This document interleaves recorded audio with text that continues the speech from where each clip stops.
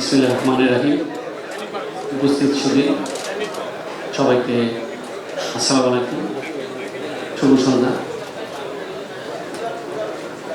আমাদের সাথে ইতিমধ্যে আমাদের তথ্য সম্প্রচার মন্ত্রী উপস্থিত হয়েছেন।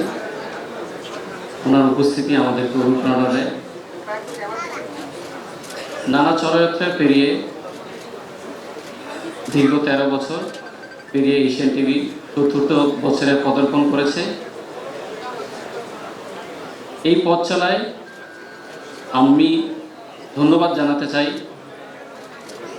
আমাদের দেশে বিদেশে থাকা সকল দর্শক, বিজ্ঞাপনদাতা, কেবল অপারেটর এবং সকল শুভানুধ্যায়ীকে আমি আন্তরিকভাবে ধন্যবাদ জানাচ্ছি।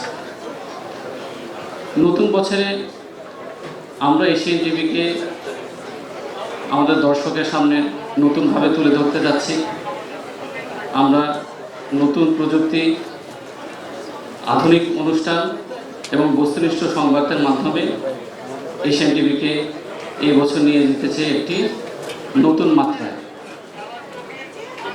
আমাদের যে তরুণের যে শক্তি নিয়ে আমাদের দেশ এগিয়ে যাচ্ছে, সেখানে এশিয়ান টিভি একটি মুখ্য ভূমিকা রাখবে আমরা আশা করি তরুণদের সহযোগিতায় এবং নতুন প্রযুক্তির মাধ্যমে আমরা দেশকে এগিয়ে নিয়ে যাব এবং গণমাধ্যমকে আমরা একটি নতুন ধারায় রূপান্তর করতে পারব।